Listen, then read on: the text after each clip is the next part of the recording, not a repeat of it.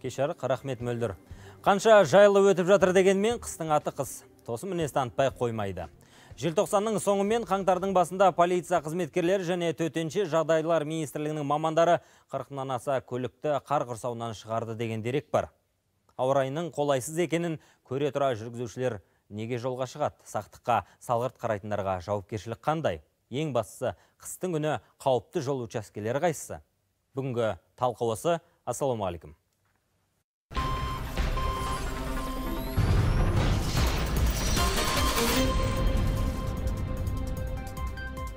Табиғаттың тосын мінезінің алдында адам баласы қауқарсыз. Өткен желтоқсанның ортасындағы Жамбыл облысындағы жаңа жыл қарсаңдағы солтүстік облыстарда ақ түтек боран осы сөзімізге дәлел. Қар құрсауында қалған мыңдаған адамды құтқарамыз деп, құтқарушылар аз әуреге түскен жоқ. Және де осы шаруа туралы бір кісі де білетін азаматтарды біз студияға шақырып отырмыз. Құрметті көрермендер, таныстырып өтейін.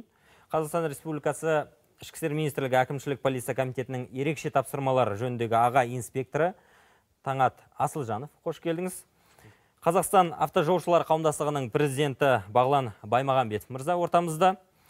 Қазавтожол ұлттық компаниясы басқарма төрағасының орынбасары Сырым Хамзи мырза, және де Қазақстан Республикасы төтенше жағдайлар министрлігі төтенше жағдайлардың алдын алу департаментінің басқарма басшысы подполковник Ролан Есмағамбетов мырза да осында. Кеш жарық мырзалар, қош келдіңіздер. Енді жаңа әңгіме барысында айттық, биылғы қыс енді қанша жылы өтіп жатыр, басқа да дегенмен бәрібір жолда түрлі төтенше жағдайлар тіркелуде, азаматтар жолға шығып кетіп жатыр. Сөзіміз дәлелді болсын, тақырыпқа тұздық болсын. Алдымен режиссер видеоны экранға берсеңіз. Көріп алайық.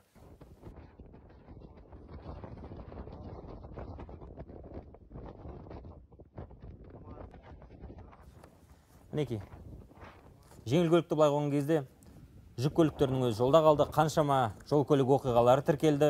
Ақ түтек боран, мінекей. Қаншама жолды тазалауға азаматтар тартылып жатыр. Полиция қызметкерлері, төтеншеліктер барлығы жолда, барлығы азаматтардың амандығы үшін жан салды, күн демей, түн демей. Мінекей өздеріңіз көрдіңіздер. Енді әңгімені мынадан бастасақ. Сыр мырза, жалпы қыс түскелі төтенше жағдай тіркеліп жатады. Қыс түссе боран болады, енді ол түсінікті табиғаттың тосын мінезі. Әсіресе солтүстік облыстарда боран жиі соғады. Күні кешеге дейін жолдардың ашық жабығы туралы хат хабарламалар бізге келіп жатты. Жалпы қазір ахуал қандай? Жолдар ашылды ма? Я болмаса әлде жабық учаскелер бар ма? Осы төңірегінде соңғы ақпаратты беріп өтсеңіз. Қазіргі таңда сағат 19:00-дің жай-күйі бойынша барлық жолдар, республикалық маңызы бар жолдарда жол ашық. Соңғы участок болды, ол солтүстік Қазақстан облысында бір участок қалған, сол жер ашылды сағат 4-дің шамасында. Қазіргі таңда ашық. Бірақ айта кететін жайт, бізде ауа райына жүгініп қарайтын болсақ, бүгін -22-ден аяз болатын болса, солтүстікте ертең +1 градус. Яғни ол боранға кеп соғады. Бізде алдағы 10 жылда, осы 10 күнде алдымыздағы 2 күн боран, 2 күн аяз, олай кезек-кезең. Алма кезек. Күн жылы болатын болса, ол боран әкеп соғалады. Жол жабылу ықтимал тағы. Яғни хабарламаларды бейжай қарамау керек, оқып отыру керек, қарау керек, тыңдау керек дейсіз ғой, себебі ауа райы мұңғыл болады. Енді күні кеше, қателеспесем, Ақмола өңірінде, оның ішінде Көкшетау мен Астананың айналасындағы бағыттар бойынша бір қатар автокөліктер, яғни автокөліктердің нақтырақ айтатын болсақ, барлық түрін үшін қозғалыс шектелді дейді.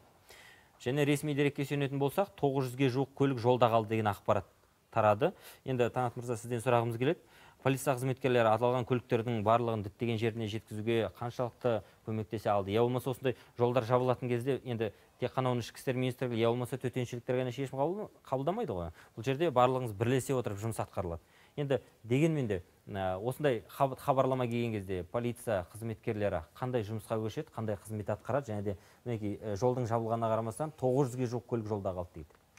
Ауа райының қолайсыздық уақытында ішкі істер, аумақтық ішкі істер департаменттері, жергілікті уәкілетті орган, Қазавтожол бірлесіп шешім шығарады жолды жабу туралы. Жол жабылғаннан кейін мобильді уақытша посттар құрылады.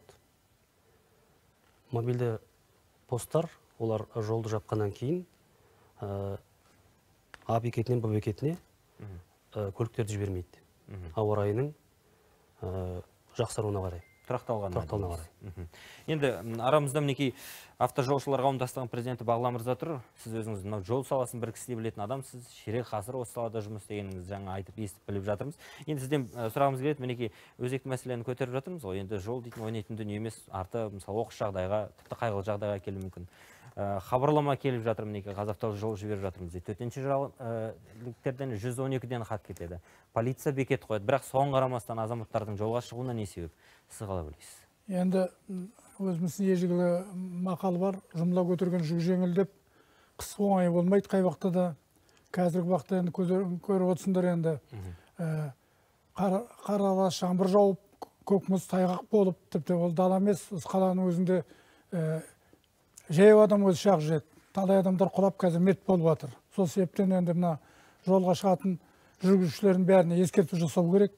Хабарлама түрінде қай жерде қандай апат болып жатырған, қай жерде қандай боран болып жатырғандарын алдын ала ескертіп тұру керек. Сосын мына жүргізушілердің өздері жеңіл машинамен шығады. Қыстың кезінде қазір жеңіл машина ол тиімсіз. Оның құрал саймандар болу керек. Өзін тұрып қалған жағдайда жылтатын өзін жаңа шамы болу керек. Бес қаруы сай шығу керек дейсіз ғой. Күрегі болу керек, тоны болу керек, байпағы болу керек. Тақи болмаса жаңа сүйрейтін өзін жаңағы арқаны болып, тросы болып, соған нету керек. Қаншалықты ұсталып сақталып жатыр деп ойлайсыз? Ондай дайындық жоқ. Көбісі жастар ешіп айдайды, тайып кетеді, ұшып кетеді. Сол себептен жаңағыдай жеңіл машиналар мен жүкті машиналар түйісіп қалып, осындай жаңа апатқа ұшырап жатыр.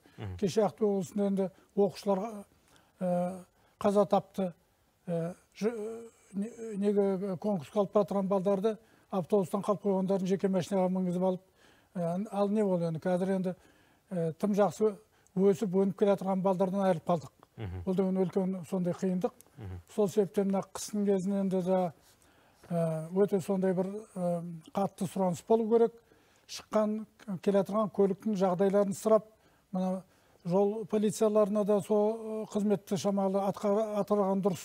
Нең бар, қандай құралың бар, канистрада қосымша жанармайың бар ма, жоқ па, ал тұрып қалып бір жерде. 1-2 сағаттан кейін майы таусылады, тонады, не істерін білмейді.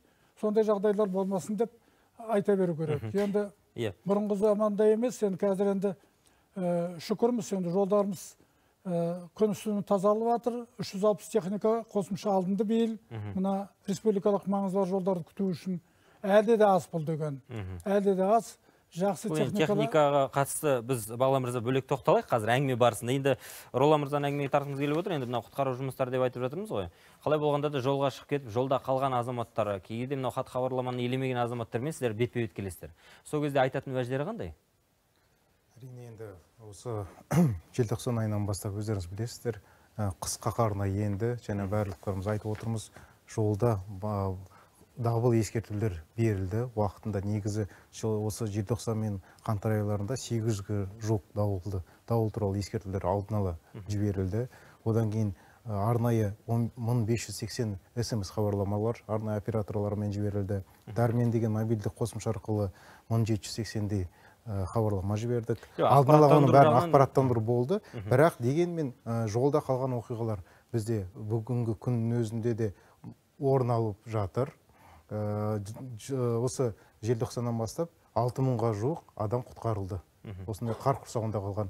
Ол жерде енді техниканың санын айтатын болсақ, 1162 техника болды. Бұл жерде ең басым бөлігі жеңіл көліктер болды. Оның ішінде мысалы жүк көліктері 130 болса, 30 жолаушы таситын. Роллан мырза, енді мен сұрағым келіп отырған, сіздер енді сол азаматтарды бар құтқарасыздар, қар құрсауынан шығарасыздар, бораннан ақтүтек алып шығасыздар. Сол кезде азаматтар не айтады? Сіздер енді сұрайсыздар, неге жолға шығып кеттіңіздер? Қалай болды деп? Пост бекеттер жабылғанша дейін өтіп кеткен жолаушылар. Одан кейін егерде А бекетінен Б бекетінде жол жабылса, ортасында елді мекендер бар. Сол жерден елеме ескермей шығатын азаматтар бар. Сол жолшыбай. Сондай азаматтар тұрып қалады. Мысалы, Алматы мен осы жол Қордайдың арасында да көп автокөліктер болды. Олар Алматыдан шығып кеткен, жол бойы жапқанша сол бекеттерден өтіп кеткен болып. Енді жұрт әлеуметтік желіге жолда қалғандарын да салып жатады. Қандай жағдайға тап болғандарын бүгін енді әлеуметтік желінің заманда барлығын көріп біліп отырамыз ғой, дұрыс қой. Қазір енді бір видеоны бізге режиссер экранға берсе, көрейікші. жолда қалған азаматтың видеосы. Астында жазуды оқысаңыздар да болады.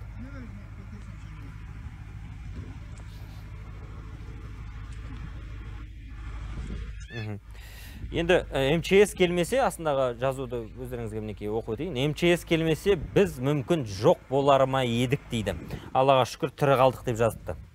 2023 жылдың 29 желтоқсаны мен 24 жылдың 2 қаңтар аралығында тек Астана мен Қарағандының ортасында 4000-нан астам көлік тұрып қалған екен.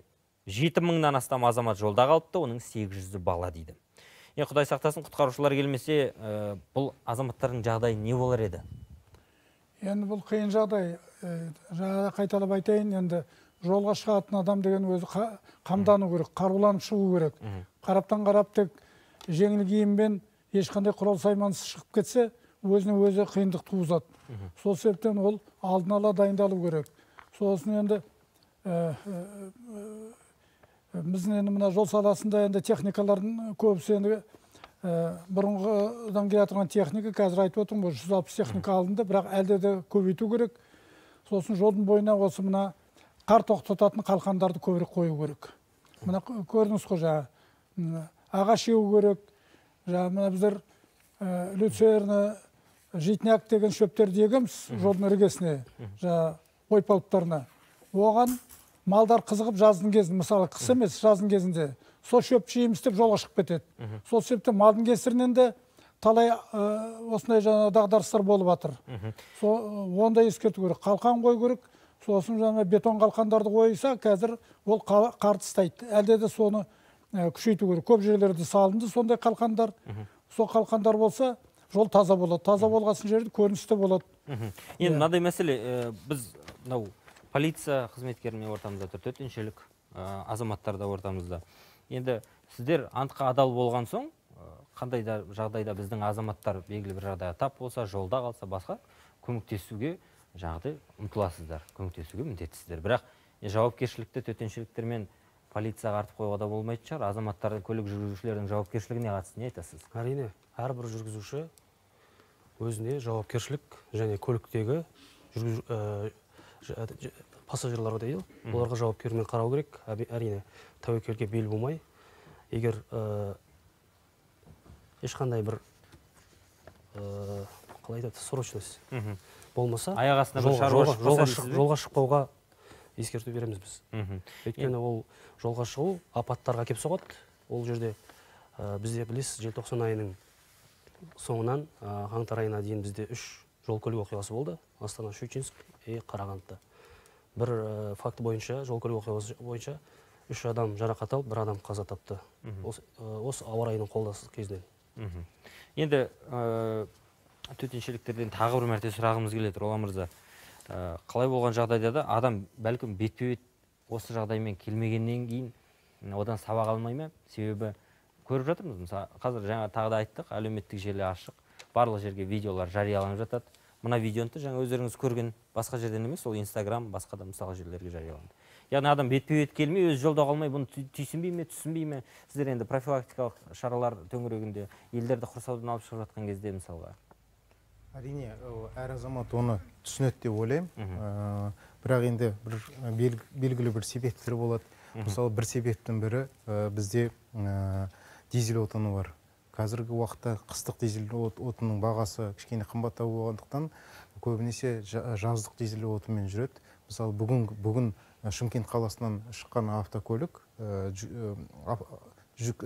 жолаушылар тасымалдайтын Тобольск қаласына бару керек болған, Теміртауға 5 шақырым жерде тұрып қалды. Өйткені дизель отыны қатып қалған, жаздық дизель отынымен жүргендіктен. Енді оның да себептері бар. Олар байланысты, құтқару қызметтерімен оларға көмек көрсетілді. Енді ол да бір себеп болып табылады. Екінші себеп енді көбі білместік деп ойлаймын енді. Әдейі ешкімде өзінің мысалы жанұясын, жанындағы адамдарды әрине, бұл жерде жолдың жабылғанын білмей, я болмаса ауа райының өзгеріп кеткен кезде жолда қалған азаматтарға ешкімнің де кінә артуға қақысы жоқ. Бұл жерде менің сұрап отырған дүнием, жолдың жабық екенін біле тұра, блокпосттардың бар екенін біле тұра өтіп кеткен азаматтар төңірегінде ғой. Оларға арнайы мысалы блокпосттарда жабылғаннан кейін өтіп кеткен азаматтарға әкімшілік кодексте қарастырылған жауапкершілік 667 бап бойынша ол бірінші ұсталған уақытта 20 айлық есептік көрсеткіш ретінде айыппұл салынады, немесе 5 тәулікке қамауға алынады. Екінші рет 1 жылдың ішінде қайталанған жағдайда онда 10 күндік қамауға алынады. 20 айлық есептік көрсеткіш, енді жыл сайын МРП-нің өсіп жатқанын ескеретін болсақ, бұл аз жаза емес. Дегенмен мына деректі көзім шалды. Ішкі істер министрлігінің дерегінше 28 желтоқсан мен 3 қаңтар аралығында дәл осындай 8 жүргізуші тәртіп сақшыларының ескертуіне қарамай дейді, жабық трассаларға шығып кеткен үшін жауапкершілікке тартылды. Солай ғой. Екі аумақта болды. Қарағандыда 7 факт болды. И Абай облысында 1 факт тіркелді. Енді осындай жағдайлар болады дедік. Азаматтар жолда қалады. Осы ретте енді мынау Қазавтожол өкілінен сұрағым келіп отыр. Сыр мырза, кейбір жағдайда видеолардан көріп жатамыз, азаматтарды төтеншеліктер түрлі көліктермен барып, қардың құрсауынан алып шығады басқа. Бірақтағы көліктердің өз жолдың бойында қалады. Ал бұл өз кезегінде мынау қардан тазалау, жолды тазалау жұмыстарына қалай әсер етеді, кедергі келтіре ме, осы төңірегінде айтсаңыз?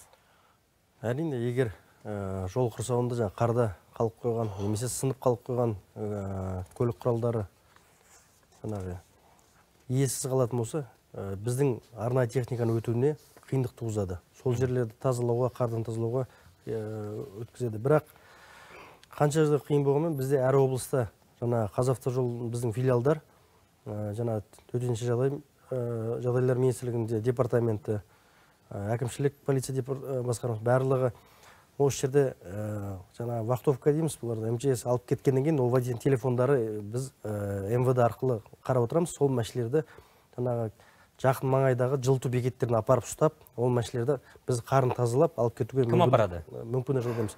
Ол жаңағы жүргізушілердің барлығы жаңағы бекеттерге жаңа көбінесе біздің де техника бар, жаңа МЧС-дің техникасы, солар жылыту бекеттеріне апарып уақытша, например, тонық қамаш үшін сол себепті ұстай тұрады. Біз техниканы әкеп, жанынан әйтеуір бір аршып жол ашқаннан кейін жаңа техникаларды алып кетуге жаңа жүргізушілерді қайтып жаңа төтенше жағдай өкілдері алып келеді. Сол себепті жаңағы жеңілмешілерді қайттан бағытталған бағыттарына қарай арнаймыз. Егер сынған болатын болса, оны эвакуатормен жаңағы алып кетеді өздері. Жаңағы жүк машиналардың жаңағы иелері айтатын болсақ. Ал енді айтатын болсақ, ол... Сіз жаңа айттыңыз, егер де жолда қалатын болса, ол азаматты арнайы бір көлікке алып кетеді, сосын көліктер шығып жолда тазалау керек, көлік сынатын болса эвакуатор бар. Қарап тұрсаңыз, бірер көлік үшін біраз әуре болатын сияқты ғой. Солай ма? Әрине, көп жаңағы кептелістің барлығы осы, былай санаймыз, енді араға шықсақ тамаудан деп өпті, көбінесе статистика. Бұрқасын жел соғып тұр, алдындағы мысалы көліктің алды көрінбейді. Сол көрінбей, ол жылдамдықты сақтамай, мысалы алда келе жатқан бір машине жаңағы бір жанама соғысады, немесе артына кіріп соққаннан кейін сол кезде екі машина тұрды ма, кептеліс, болды, артындағы машинаның барлығы сол жерге тоқтайды. Енді ол бір-біріне соқтықсқан көлік енді ол заң шеңберінде анықталғанша оның орнынан қозғауға бола ма, болмай ма? Кімнің бұрыс, кімнің дұрыс екені? Себебі ол уақытта енді жедел ішкі істер органдарының полиция қызметкерлері келіп, жедел түрде ол көліктерді алу керек, белгі қойылады арнайы. Себебі яғни лезде жылдам хаттама толтырылатын болып тұр ма? Сызба сызылады. Жол көлік оқиғасының сызба сызылғаннан кейін көліктер алынып тасталады. Ал егер де өткенде көрдік видеодан, үлкен жол жаңағы жолда жүк көлігі соғылған, оған барып 3-4 жеңіл көлік соғылған мысалға. Яғни бұл жақта шаруа шешілмейінше сіздер жұмысқа кірісе алмайсыздар. Ол да бар, бірақ бұлар шешуіне енді ішкі істер министрлігі жаңағы рәсімдеу осындай күндер тез өтеді. Біз жаңағы арнайы техниканы қарсы бағытқа жаңағы патрульный полиция машинесін қойып, қарсы бағытпен келіп, әйтеуір бір ыңғайын тауып, жаңағы оң жаққа қарай сырып қоюға біз жылдам өтеді болған кезде қалай, мысалы 4-5 көлік соқтығысты, сіз жаңағы полиция қызметкерге қарап, сен дұрыс, сенікі дұрыс, сенікі дұрыс емес деген сияқты. Қаншалықты жылдам өтеді бұл процесс? Түсіндірейін сізге. Бұл жерде көп көлікпен орын алғаннан кейін жол көлік оқиғасы басты көліктер жол жауып тұрған, мысалы жаңа айтсыз ғой сіз, үлкен көлік, жүк көліктері, фуралар, олардың сызбасы сызылады да дереу алынып тасталады. Ары қарай процестер жаймен өздері болады. Яғни бұл жерде уақыт жоғалтатын емес дейсіз ғой. Енді жаңа жолды тазалаймыз деп жатыр. Мен қосып кетейін. Адами нелерін енді налдайды, шаралары молынан істелініп жатыр. Тоқтатады, айтады, ескертеді. Бірақ көбісі тыңдамайды, өтіп кетеді. Сосын бір машина ауып қалды ма, тұрып қалды ма, ол ана жолдың бәрін жауып тастайды. Соның кесірінен қалған машиналар бәрі тұрғаннан кейін қарға көміліп қалады, оларды қозғай алмайсың. Бір проблеманың үстінде екінші проблема дейсіз ғой. Жолды қадағалайтын Қазавтодор, Қазавтожол, ЧСК нелерге, милицияларға мынандай жеңіл шаналарда болу керек. Айналып барып келіп, ауырып қалғандарды, нелерді алып кетіп, жақын жерде қонақ үй бар ма, сөжігі орналастырып, мектептерге матрастарын, төсек орнын дайындап, сондай жағдайларды жергілікті әкімдер бәрі де назарын аударып отыру керек. Бұл жағдайды тек немқұрайлықпен қарау болмайды. Бұл адамның өмірі. Сол себептен табиғат ол енді бізден сұрамайды. Өздерің білесіңдер, бірсе жауып атады, бірсе жаңа еріп атады. Қазір жолдың бәрі мұз болды, үстіне қар түсті. Ана қандай машина болса да, қандай дөңгелекмен болса, шынжырлы табан машина жалар. Ол шынжырмен қазір кім жүріп жатыр, ешкім жүріп жатқан жоқ. Жолдың бәрін қиратады. Сол себептен осындай жағдай жасау керек. Мына құтқарушыларға, жаңа айтып отырмын ғой, аэросани беріп, тамақтарын беріп, қайбір жолдағы тұрған кафелерге бәрін ескертіп жасап, ал тоқтаған осындай келген жолаушыларға тамақ беріңдер. Андай мұндай жағдайларыңызды біздер бюджеттен бірдеме қылдырып көмектесерміз. Жаңағыдай техникалар сіздерде бар ма? Бізде арнайы күш пен құралдар бүгінгі таңда жеткілікті бар жерде. Жергілікті атқарушы органдардың да істеп жатқан жұмыстарын айта кету керек. Бұл жерде мысалы және қиын жағдай, өте ауыр жағдай бізде Жамбыл облысында болды. 11-нен желтоқсан айының 11-нен бастап 12-сі 13-ші күндері. Ол жерде біз өзіміз көрдік, және жолда қалған автокөліктерді жол жауып тастаған құтқарушылар 1,5-2 метр қардан өте алмай, машиналарымыз өте алмай қалды. Сол жерде біз енді Қорғаныс министрлігінен шынжыр табанды арнайы көліктер сұраттық. Олар сол жерден келіп, өтіп. Бізде де ондай көліктер бар, арнайы. Бұл арнайы көліктер, бұл бізде қиын жерлерде сондай бір асулардың жанында арнайы автокөліктер өте алмай қалатын асу бекеттерде сол жерде орналасқан. Түріне қандай арнайы көліктер? Бізде енді машина ол 4 дөңгелекті машина ол кіре алмайды ана жерге. Шынжыр табанды көліктер. Машиналар кептеліп тұрады, тапап өте алмайды онда.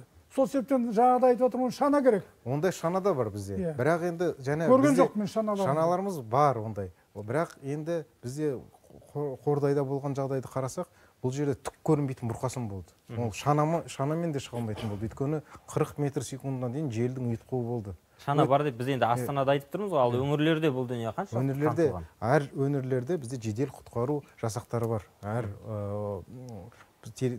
департаменттерде, ол жерлерде бізде арнайы техникалар бар. Бірақ енді мен сіздерге қазір бұл жерде барлық республика бойынша 100% қамтылған деп нормативке сай келеді деп айтпасам да, бірақ сақадай сайын осы күш пен құралдар топтамасында белгіленген, олардың саны жеткілікті. Енді мынау жолды тазалауға қатысты сұрайықшы, енді мысалға қар жауды, болмаса боран болды, басқа мысалы көліктерді алды. Жолдың ашылуына жалпы қайтадан көліктердің сол трассамен жүру үшін қанша уақыт кетеді жол тазалауға? Бұл жерде енді бізде нормативтер бар, өзі бекітілген. Нормативтер ол жаңа айтатын болсақ, қай жолдар, мысалы жаңа жалпы аталып айтсақ, Астана Щучье жолы, Астана Теміртау жолы, қай жерде қарқындылық көп, сол жерлерге бізге күшейтілген аз уақыт беріледі. Яғни жаңағы қар жау қалыңдығы нормадан асатын болса, ондай кезде 4 сағаттың ішінде, ауа райы тұрақталғаннан кейін 4 сағаттың ішінде жол қозғалысын ашуымыз керек. Яғни бірден лезде кірісіп кету деген жоқ қой, енді артын бағасыздар ғой қалай болғанда да. Жоқ, ол емес, техникалар барып жұмыс істеу керек қой, қар жауғаннан кейін. Ол жерде техника мысалы шешілмейді. Егер жүріп отырады, бірақ ауа райы тұрақталғаннан кейін 4 сағаттың ішінде біз қозғалыс ашуымыз керек. Ал жаңағы көп бізде көлік жүргізушілер жаңағы уәздерін айтып отырады, ана жерде жаңа қар накат деп айтады, жаңа обочина жақта тазаланбаған дейді. Ол жерлердің барлығы екі тәуліктің ішінде тазартылу керек, нормативті сәйкес келген. Алғашқы мақсат 4 сағаттың ішінде қозғалыс ашу. Қозғалыс ашқаннан кейін арнайы техникалар және шет жақтарын жаңа обочиналарды лақтыру, накат шешу, басқа да қосалқы жұмыстарды атқара береді. Тағы бір мәселе бар. Мен осы жерде қосып айтып жіберейін енді. Бүкіл жерге жаңағыдай қалқан қойып, бүкіл жағдай жасай алмайды. Боран аты табиғаттың аты табиғат қой енді. Қанша дайындалсаң ештеңе істей алмайсыңдар. Біз енді қай кезімізден де бері, мен енді жасым біразға келді. Осы деген шартақ тоқыттық. Шартақ, кәдімгі талдан шартақ тоқытып, қамыстан соларды жинап қоямыз. Ал қай жерде осындай жаңа ызғырық жел болып, қайта-қайта көмілетін жер болса, шартақты қоя бересің үстіне. Ал бетон заборларды кез келгенге қоя алмайсың ғой қазір. Бұл технология қазір бар ма, жоқ па? Ені патақша. Қазір енді сол жолшыларым естісін, менің жаңа әріптестерім. Сол шартақтарды қайтан қолға алу керек. Оны ешқандай үкіметке де, ол жұмысқа да кедерлігі болмайды. Жаздың кезінде қамысы орсын, талдардың жағы астын қиып алып, шартақтарды тоқтай берсе, ол шартақты қай уақытта көшіп алып барады. Қай жерде боран бар, үстіне қоя береді, ол қар тоқтайды. Сіз он жақтағы әріптесіңізге қарата айтып отырсыз ғой, Қазавтожолдың істейтін шара осы ма бұл? Бұлар енді қазір технология балын өлбіш бізде бар әлі. Сеткізіп атырған болар енді, бірақ ондай алдайды енді үлкен көлемінде көрген жоқпын. Сыр мырза, бар ма жоқ па ондай? Бар, бізде қазір таңда цифрлар айтамыз ғой, 34 мың вагонметр, ол аз әрине. Оның жаңағы бізде қар көшкіні көп болатын жерлерде, жаңағы темір бетонды қалқандар болмаған жерлерге біз уақытша қоямыз, көктемде жинап аламыз қайтадан. Енді тағы бір дүние, мына 112-ден бізге хат келеді, өздеріңіз білесіздер, иә? Көктайғақ, жол жабық, ашық деген сияқты. Осы ретте біз көрермендердің арасында, нақтырақ айтсақ, хабар арнасының Инстаграмдағы оқырмандарына сауал қойған едік, соның қорытындысын экранға берсеңіздер. Сауалымыз мынадай болды, құрметті мырзалар. 112-ден келетін хабарламаға назар аударасыз ба деп. Және де бірнеше жауап нұсқаларын ұсындық. Я назар аударамын, 71% я деп жауап берген екен. Жолға шығар алдында қараймын деп 10%, жоқ назар аударамын 17%, жауап беруге қиналамын деп 2%. Яғни 71% назар аударамын деп отыр. Көпшілік келген хатқа мән береміз дейді. Енді жұрттың көпшілігі 112-ден келетін хабарламаларға назар аударады. Бірақ осы хабарламаларға қатысты сұрақ көп. Сондай хабарламалардың бүгін бірі келді. Режиссер экранға берсеңіз, бұл хат ең қызығы өзгесі емес, мынау кейде айтып жатамыз ғой, әлеуметтік желіге келді, басқа деген сияқты. Бұл мына менің телефоныма келді. Енді осы хатты оқиық. 8:01 сағат 10:55-те. Астана Щучинск тас жолы ашық, Астана Ерейментау тас жолы ашық. Астана Щучинск тас жолы жабық, көктайғақ дейді. Сосын қазақшасы дұрыс келмеді ма деп ойландық та, орысшасын оқып көрдік. Трасса Астана Щучинск открыта, трасса Астана Ерейментау открыта. Бір уақытта дәл осы хатта трасса Астана Щучинск закрыта дейді. Бұны қалай түсінсе болады? Ашық дейді де, қайта жабық дейді. Енді бір кездерде дейді, бір хаттың ішінде келіп тұр. Сосын толасады ғой, толасқан кезде ашық деп. Бұл бір хат қой аға. Бір уақытта келіп тұр. Дұрыс емес енді. Төтеншеліктерден сұрайғанда сіздер жібересіздер осы хатты. Енді жаңағы мен ойлаймын, бұл жерде екі хабарлама бір хабарламаға ілініп кеткен, қосылып кеткен деп ойлаймын. Өйткені көріп тұрсыз ғой, бұл жерде көктайғақ жабық деп хабарлама жіберудің орнына қосылып ашылғаннан кейін ашық деп алдыңғы хабарлама кетіп қалған сияқты бір-бірімен. Бұл бір хат болып келіп тұр ғой мәселе. Мен түсініп тұрмын. Просто бұның алдында трасса Астана Щучинск ашық жабық деген хабарлама кеткен сияқты, одан кейін осы хабарлама түскен сияқты. Яғни бұл техникалық қателік. Техникалық ақау. Енді мынау 112 дейміз ғой, барлығымыз енді күнделікті сол 112-ден хат аламыз. Кейбір күндері күн суықта тіпті хат келмей қалса алаңдап отырамыз. Бұл жерде мен сіздерге айта кететін, жолаушыларға, бүкіл көрермендерге айта кететін, ең бірінші өздеріңіз бір жаққа жолға шығатын алдында 112-ден келген SMS-тер бар, хабарламалар бар. Одан дәрмен деген мобильдік қосымша бар, сол бар. Одан кейін мысалы Қазавтожолдың ресми сайты бар. Сол ресми сайтта бүкіл қай жерде жол қазіргі уақытта ашық, жабық, бәр жер қызыл белгімен көрсетілген, сары белгімен көрсетілген, оны онлайн түрінде көруге болады. Жолға шығардың алдында бір қарап жерсеңіз, ол жерде тәулік бойы ақпарат енгізіледі. сол жерде арнайы қызметкерлер тәулік бойы қызмет Енді осы 112-ге қатысты сұрайықшы. Ол жерден келетін хабарламаны төтеншеліктер өздері отырып жібермейді. Бұл жерде кімдер қамтылады? Сіздер кімдерден ақпарат сұрайсыздар? Қазгидромет, төтенше жағдайлар министрлігі. Одан кейін жаңағы жолдың иелері дейді. Бізде енді жолдың иелері деген түсінік бар. Жолдың иесі кім? Жолдың иесі Қазавтожол, республикалық жолдың иесі болса, жергілікті жолдарда жергілікті атқарушы органдар ие болады бұл жерлерде. Жолдың иесінің басшысының орынбасары ортамызда тұр ғой. Енді сіздер де хабарлама бересіздер ғой. Бізде хабарлама бұл алгоритм былай жұмыс істейді. Бізде жолдарды жабу және ашу, жаңағы қозғалысын шектеу енгізу туралы шешім осы облыстық деңгейде қабылданады. Ол жер жаңа бағана атап өткендей төтенше жағдайлар департаменті бар, жаңағы әкімшілік басқарма полициясы бар, полиция басқармасы және Қазавтожол ұлттық компаниясының жаңағы бізге жергілікті филиалдың басшылары бар. Сол жерде қазір енді 21 ғасырдың барлығы WhatsApp группалары бар әр облыста. Қай жол болсын. Ол жерде жаңағы ішкі істер министрлігінің өкілдері, төтенше жағдай министрі, сол жерде шешім қабылданып, ол жерде жаңағы өзі бланкі бар. Сол жерге бланкіге жаңағы Қазавтожолдың басшысы, ішкі істер министрлігінің өкілі, төтенше жағдай департаментінің адамдардың барлығы қолдарын қойған бар, сол кезде шешіледі. Сол кезде жазылған қай жол, қай уақыттан бастап, қай бағытқа және қандай көлік құралдарының түрлеріне жабық немесе ашық көрін береді. Сол жердегі информацияны төтенше жағдай министрлігі 112-ге жібереді. Бір құжатпен бекітілу керек, оны қалайынан WhatsApp-та шешім қалды? Бізде қазір бәрі бізде оны бекітілген, ол жаңағы диспетчерлер отырады бәрін. Жаңа төтенше жағдай диспетчері бар. Әр осы үш мекеменің, үш өкілдің диспетчерлері бар. 24 сағат тәулік бойы жұмыс істейді. Сол кезде тәуліктері бар, олар жаңағы өзіміздің арнайы жаңағы почталар бар, сол жерде белгіленген бланктер бар, толтырылады. Бланк жедел толтырылады да, шешім қабылдағаннан бір 3 минуттың ішінде жаңа бланк толтырылады, керекті жерлерге жетеді. Сол жерде тұрған информацияны, ақпаратты, жаңа төтенше жағдайлар департаменті 112-ге хабарлама береді, ұсыныс, әрі қарай 112 жаңағы халыққа таратады. Түсінікті. Енді 112 ұялы байланыс операторларына арада қандай да бір меморандум бар ма, келісім шарт бар ма, жоқ әлде ұялы операторларына мемлекет тарапынан қандай да бір қаражат төленіп отыр ма, бұл хат бізге жету үшін? Әрине, бұл бізде бірлескен бұйрықпен бекітілген, цифрлық даму министрлігімен бірлескен бұйрық бар. Бұл жерде заң бойынша жаңағы байланыс операторлары тегін осындай қызмет бізге береді. Біз жіберген ақпаратымызды міндетті түрде халыққа жібереді. Енді мынадай бір мәселе бар. Жалпы қыс мезгілінде қар құрсауына қалып, жиі көктайғақ болатын жерлер бар, боран соғатын бір учаскелер бар. Соның бірі Жетісу облысындағы Үшарал Достық бағытындағы жол. Қыс түссе болды, аптасына 3 күнге жабылып қалады.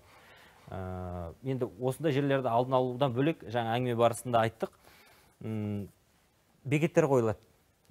Бекеттер қойылады. Былай қарасаңыз, күн шайдай ашық. Сіздер полиция қызметкерлері арғай жолға жүруге болмайды, е болмаса жолда мысалы көктайғақ, е болмаса күн бұзылып жатыр деген сияқты. Бірақ сол жерде күн ашық болғанмен бірнеше шақырымнан кейін боран болып жатыр ма, кейбір азаматтар түсінбей ренжіп жатады. Неге жауап тастадыңдар, күн ашық қой деп? Әрине, ол ауа райы деген ол, сіз білесіз, жаңағы айтқан мысалы елді мекенде күн ашық болса, 80-50 шақырымнан кейін ауа райы басқаша болып тұрады. Сол себептен алдын ала келісіліп, ол жерлер жабылады. Енді бұл жерде міне жұмыла көтерген жүк жеңілдейді. Әр саладан адамдар қатысып тұр ғой енді. Қай вақытта енді адам баласы енді қателеспейтін адам жоқ. Жеңіл көлікпен шығып кетеді, киімі жоқ, тамағы жоқ, тұрып қалды, жанармайы таусылып қалды. Сол себептен ЧС-те сондай қосалқы ақша бөлініп, бұларға жанармай, аварийный жағдайда тамақтарын, паёктарды дайындап, қай жерде қиналып қалды, 2 күн, 3 күн тұрып қалғаннан кейін несін жейді ол деген? Қарды жемейді ғой. Сондайға көмек жасау керек. Ол енді жергілікті әкімдерді соған бейімделу керек. Бір жылы орындарды жаңа алып келіп, шанамен тонып қалғандарды жылтып, нетуге, сондай жағдайлар жасау керек. Енді осы жерде сұрайықшы. Тек телевизордан қарайды да, солай екен деп қарап, бастарын изеп отырады.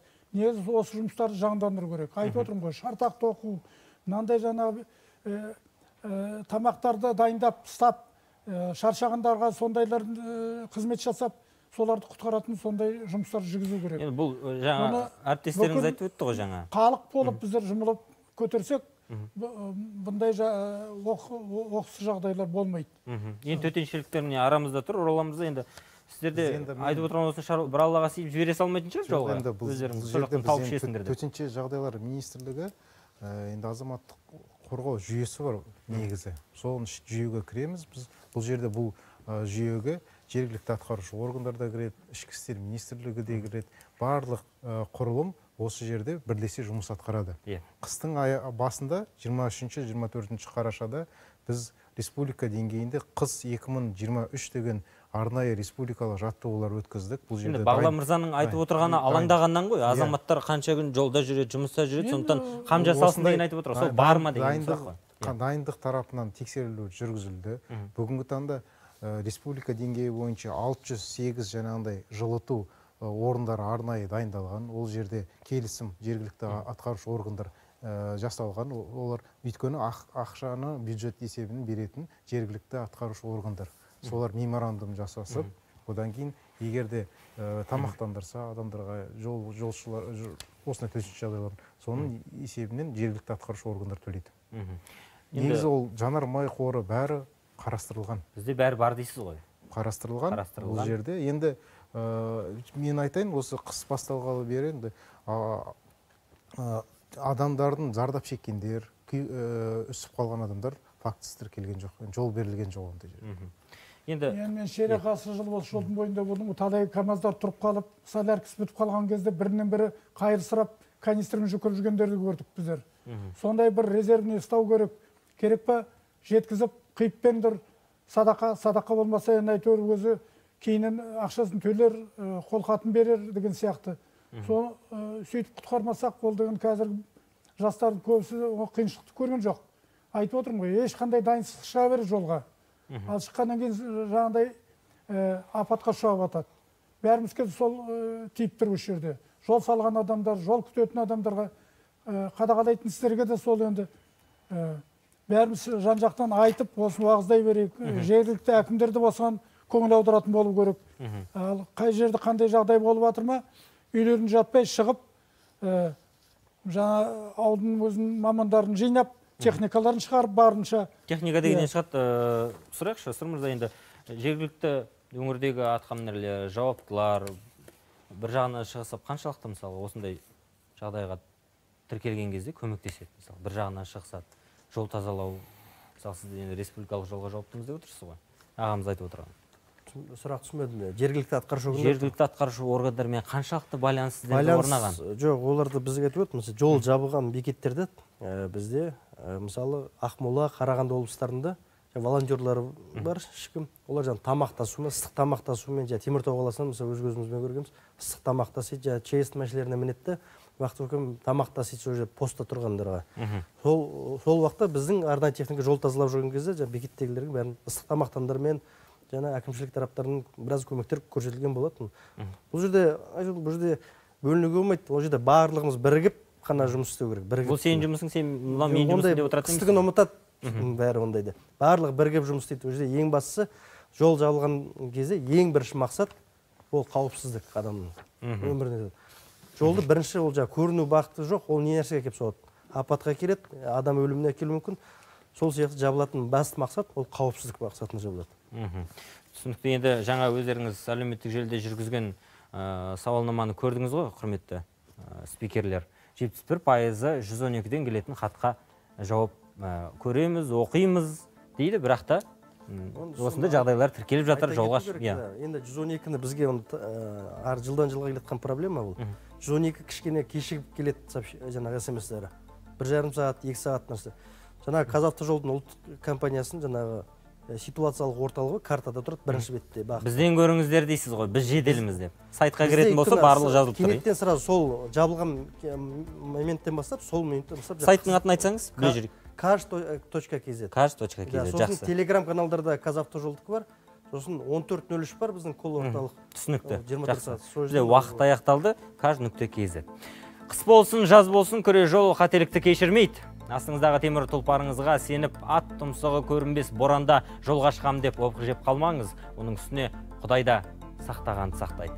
Ақиқат ашық талқыдан туады. Амандықта жүздескенше.